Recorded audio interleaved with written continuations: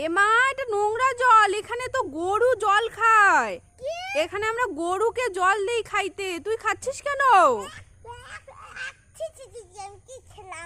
এ মা, তোর খুব জল পিপাসা পেয়েছিল, তুই বাড়িতে গিয়ে খেতে পারলি না?